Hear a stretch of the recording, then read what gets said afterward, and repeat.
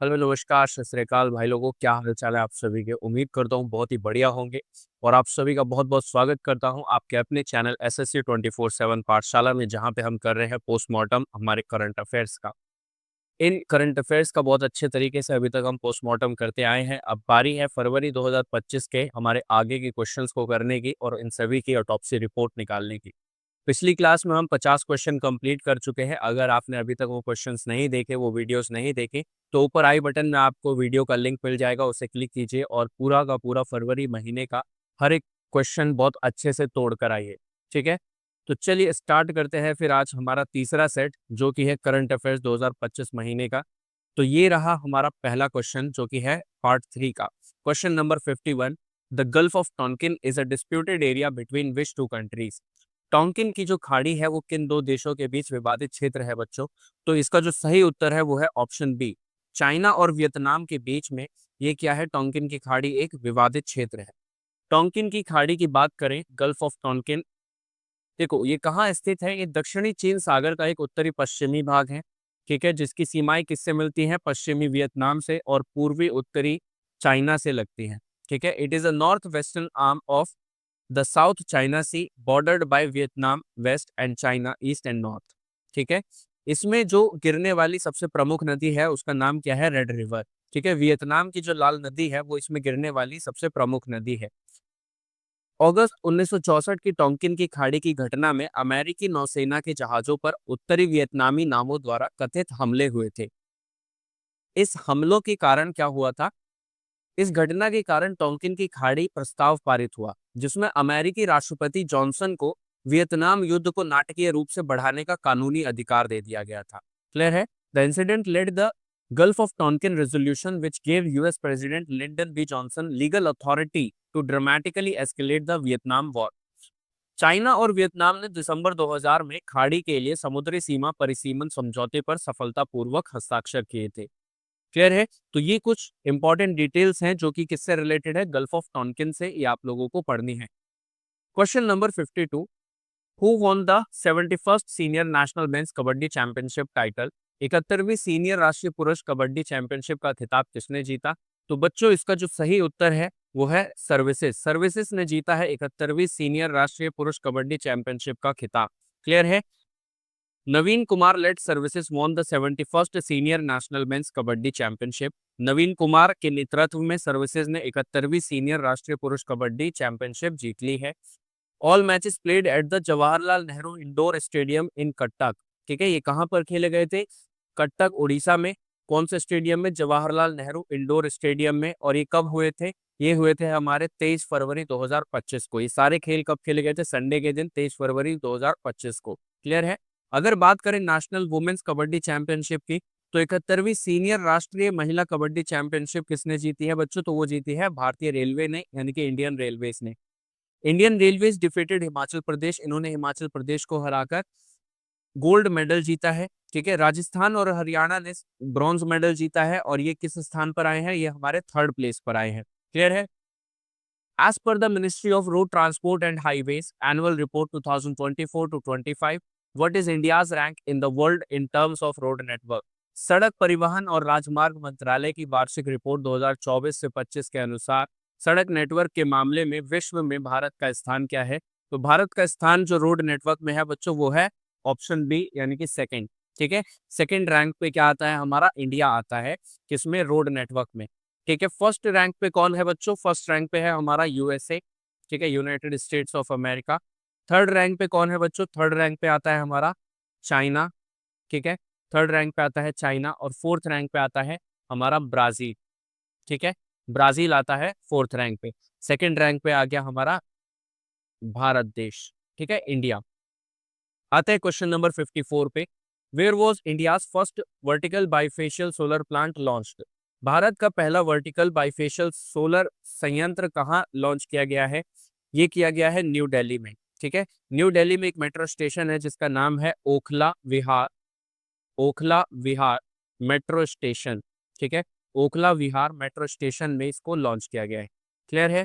इसके बारे में थोड़ी सी बात करें, देखो, India's first vertical bifacial solar plant was launched at Okhla Vihar metro station in New Delhi Bharat का पहला वर्टिकल बाइफेशियल सोलर प्लांट जो है वो नई दिल्ली के ओखला विहार मेट्रो स्टेशन पर लॉन्च किया गया था।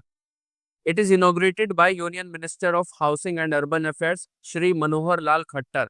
ठीक है, 18 फरवरी 2025 को इसको इनॉग्रेट किया गया है, इसका उद्घाटन किया गया है किसके द्वारा? श्री मनोहर लाल खट्टर के द्वारा, जो कि है union minister of housing and urban affairs. Clear है? It uses bifacial panels which are designed to capture sunlight from both sides. इसमें बाइफेशियल पैनल का इस्तेमाल किया गया है जो दोनों तरफ से सूर्य के प्रकाश को ग्रहण करने के लिए डिजाइन किए गए हैं, जिससे ऊर्जा उत्पादन क्षमता बहुत ज्यादा बढ़ जाती है। क्लियर है?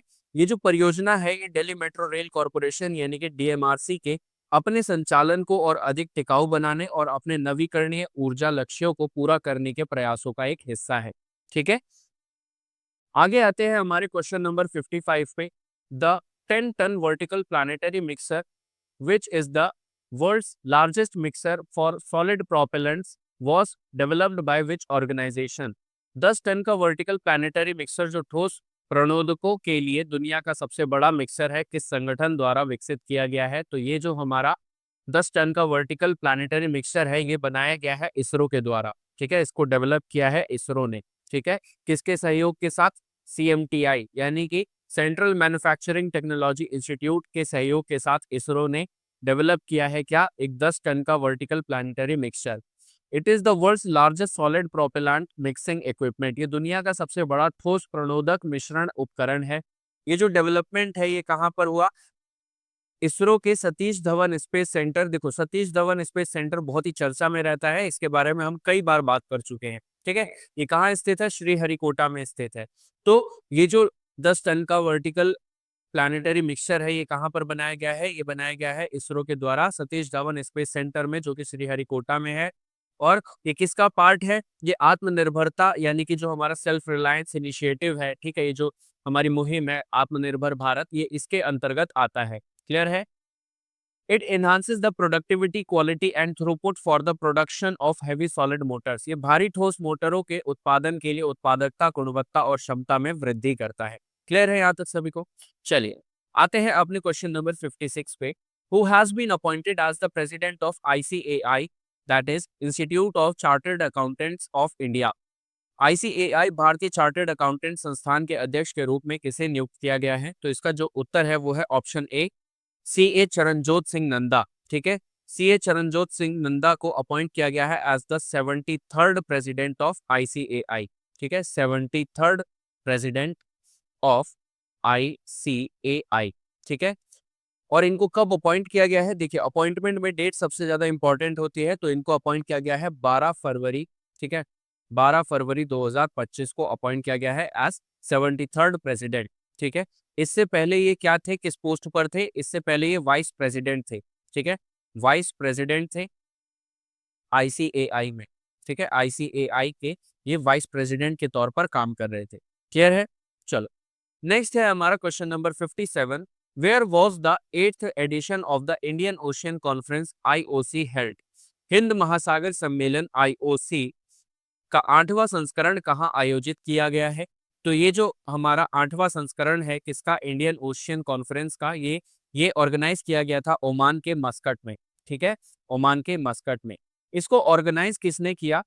ठीक है, it is organise by the Indian foundation. ठीक है, द इंडिया फाउंडेशन।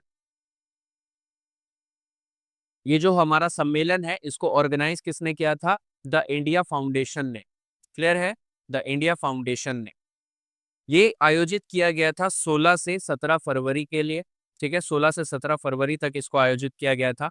और सबसे इंपॉर्टेंट क्वेश्चन जो यहाँ से जनरेट हो सकता है बच्चों, वो होता है थीम। ठीक है, इस सम्मेलन का थीम क्या था? इस सम्मेलन का थीम था voyage to new horizons, voyage to new horizons of maritime, voyage to new horizons of maritime partnership. ठीक है, ये इसका थीम था, voyage to new horizons of maritime partnership. Clear है? तो ये आपको थीम जो है याद रखना है। थीम क्या होता है? बहुत इंपॉर्टेंट होता है, बहुत सारे क्वेश्चंस का किसी भी क्वेश्चन का थीम यहाँ पे पूछा जा सकता है। नेक्स्ट आता है हमारा question number 58। According to Bloomberg's 2025 rankings, who topped Asia's wealthiest families list. Bloomberg की 2025 रैंकिंग के अनुसार एशिया के धनी परिवारों की सूची में कौन शीर्ष पर है? तो यहाँ पर जो हमारी ब्लूमबर्ग की 2025 रैंकिंग है उसके अनुसार मुकेश अंबानी एंड फैमिली जो है वो एशिया की सबसे धनी परिवारों में से एक फैमिली मानी जाती है।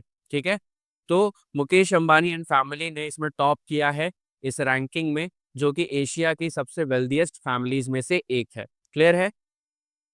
Question number 59, which edition of the Khajuraho Dance Festival was held in February 2025? फरवरी 2025 में खजुराहो नृत्य महोत्सव का कौन सा संस्करण आयोजित किया गया था? यहाँ पर जो हमारा सही उत्तर है वो है ऑप्शन बी, 51st। ठीक है, ये 51st एडिशन था खजुराहो डांस फेस्टिवल का, जो कि हुआ था फरवरी 2025 में। क्लियर है? और ये कब से कब तक हुआ था? ये हुआ था हमारा 20 से 26 फरवरी। ठीक है, 20 से 26 फरवरी तक। क्लियर है? नेक्स्ट आता है हमारा question number 60, where is Mount Dukono volcano located? Mount Dukono ज्वालामुखी कहाँ स्थित है? देखो, इसके बारे में हम पहले भी बात कर चुके हैं। माउंट डुकोनो क्या है? एक इंडोनेशिया का one of the most active volcanoes में से एक है। ठीक है, इंडोनेशिया इसका सही उत्तर है। अगर इसके बारे में थोड़ी सी डिटेल में जाने तो ये कहाँ पड़ता है? ये नॉर्थ मलुकू प्रोविंस ऑफ इंडोनेशिया में एक आइलैंड है। ठीक है, नॉर्थ मलुकू इंडोनेशिया में एक आइलैंड है जिसका नाम क्या है? इस आइलैंड का नाम है बेटा हल्माहेरा। ठीक है, आप कैसे प्रोनाउंस करते हैं वो आप लोग खुद देख लेना। एक आइलैंड है, ये जो हमारा वोल्केनो है ये यहीं पर स्थित है। क्लियर है? ये जो हमारा हल्माहेरा आइलैंड है जो कि पड़ता है कहाँ? नॉर्थ मलुकू प्रोविंस ऑफ इंडोनेशिया में। वहां पर ये माउंट डुकोनो जो हमारा वोल्केनो है ये स्थित है। अगर पूछा जाए आपसे कि जापान का एक फेमस वोल्केनो है उसका नाम बताना है, तो सबसे फेमस वोल्केनो जो है जापान का वो कौन सा है? Mount Fuji. ठीक है, माउंट फ्यूजी। ये कहाँ पर स्थित है? ये जापान में है। ठीक है, फिलीपींस की बात करें तो फिलीपींस में जो हमारा सबसे एक्टिव वोल्केनो में से एक है वो कौन सा है बच्चों? वो है मायोन। ठीक है, वोल्केनो, मायोन वोल्केनो। अब आप लोगों के लिए एक काम है।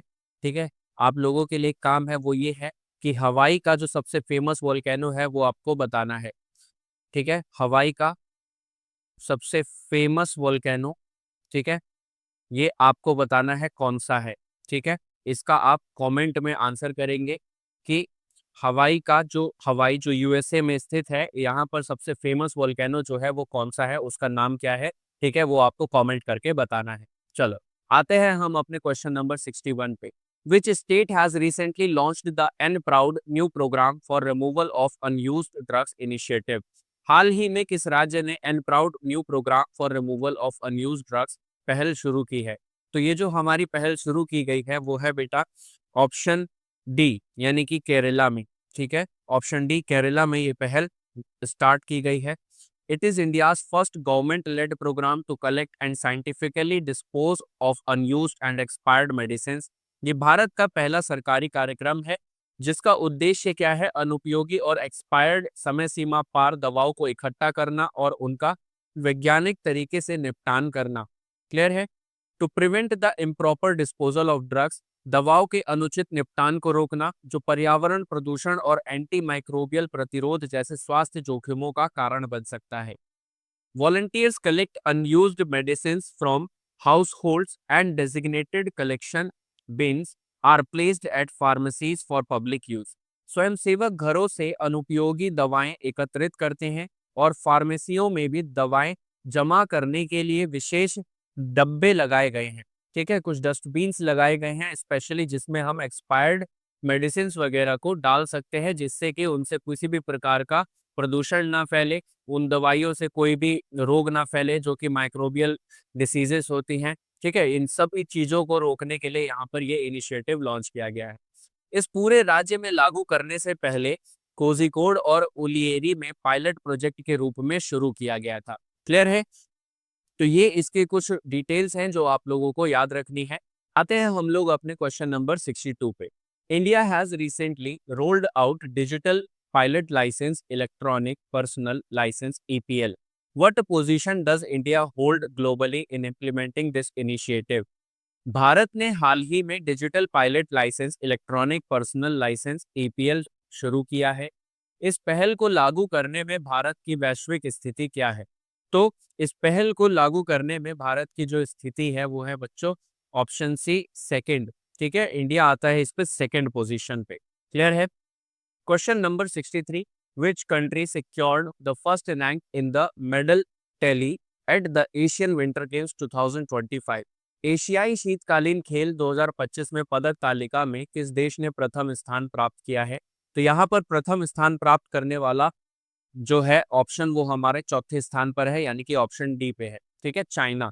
चाइना इसमें फर्स्ट रैंक पे है, जिसने टोटल जीते हैं 85 मेडल्स। ठीक है, चाइना ने जीते हैं कितने? 85 मेडल्स जीते हैं, जिसमें से हमारे 32 तो गोल्ड हैं।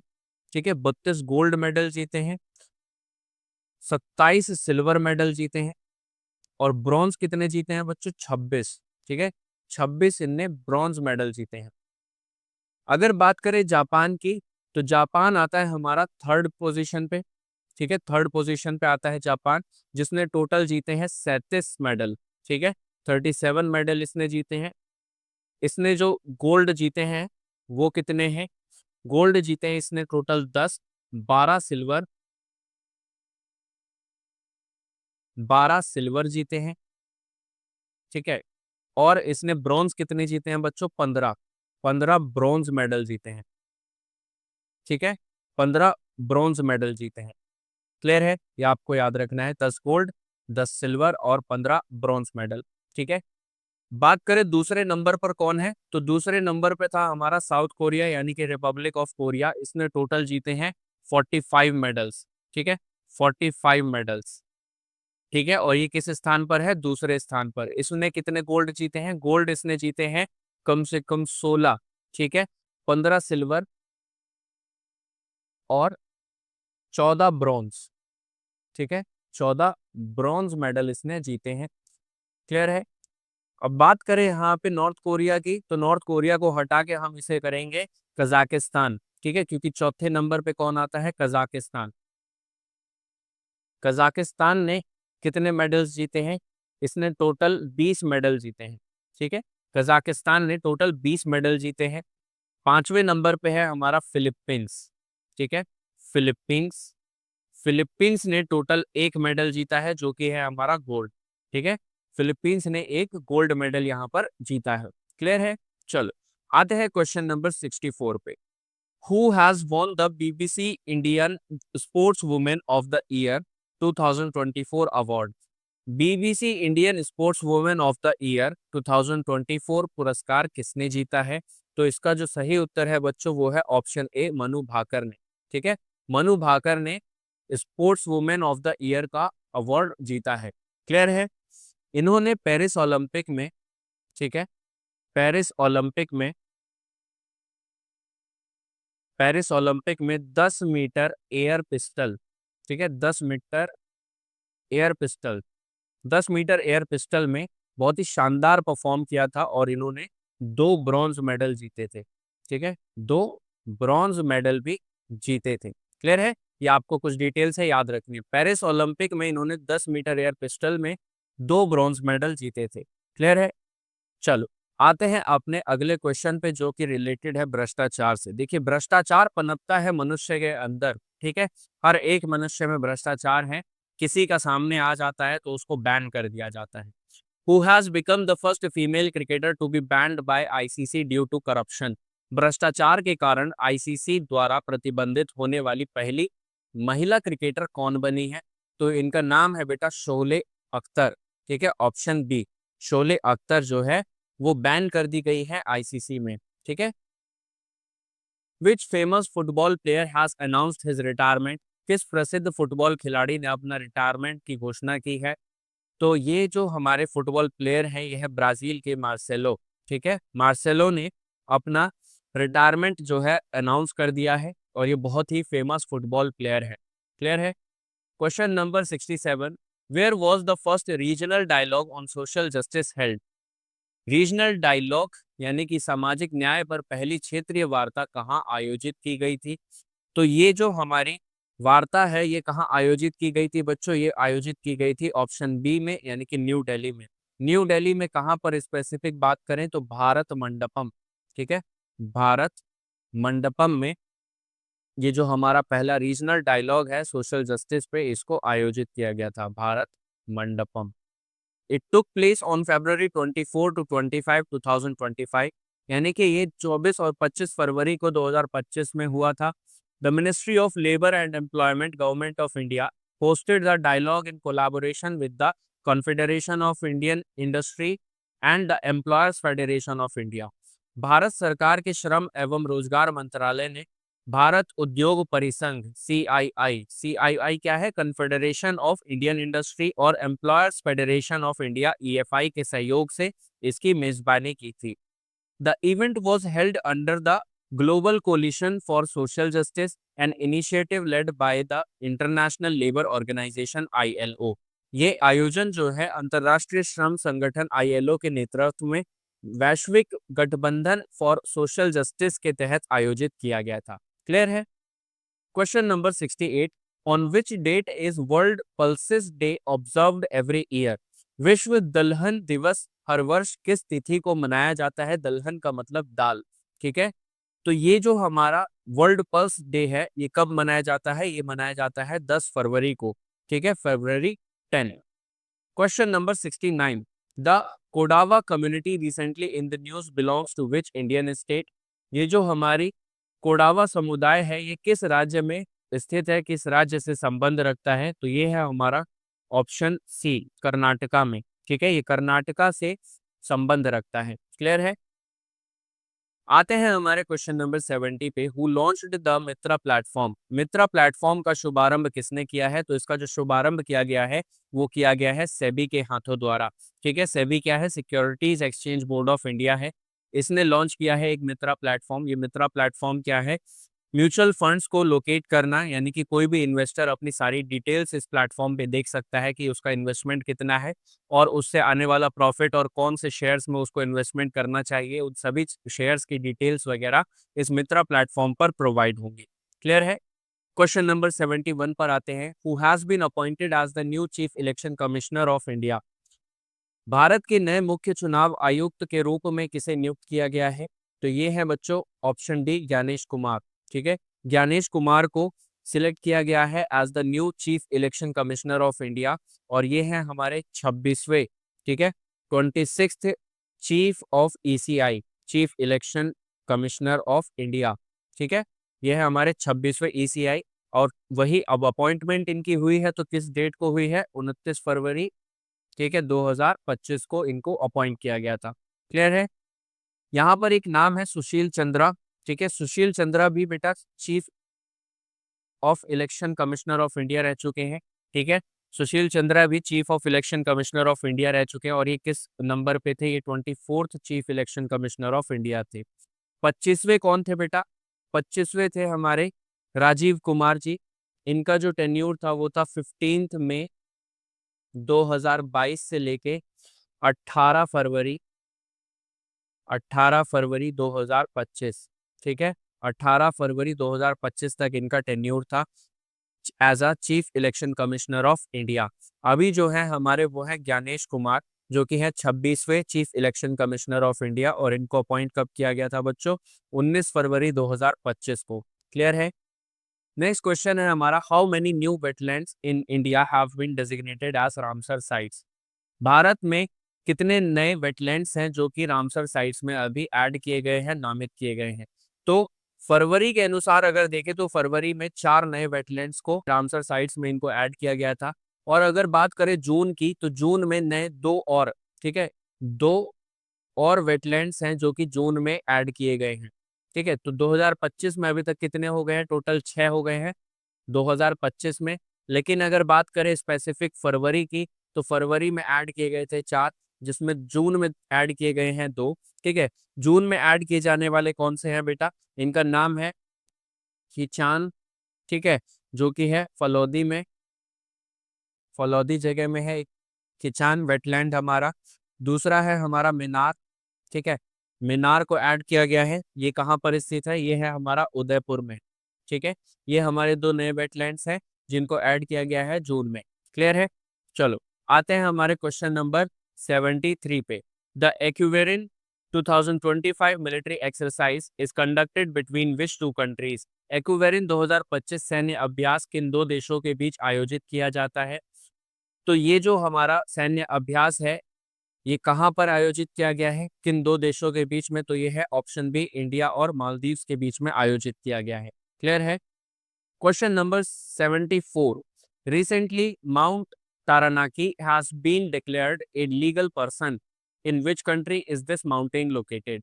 हाल ही में माउंट तारानाकी को एक वैधानिक व्यक्ति घोषित किया गया है। यह पर्वत किस देश में स्थित है? अब इस माउंटेन को वो दर्जा दिया गया है जो एक इंसान को दिया जाता है। इसको सारे के सारे राइट्स दिए गए हैं जो कि इंसानों को दिए जाते हैं। और ये किस देश में स्थित है? ये है हमारा न्यूजीलैंड में।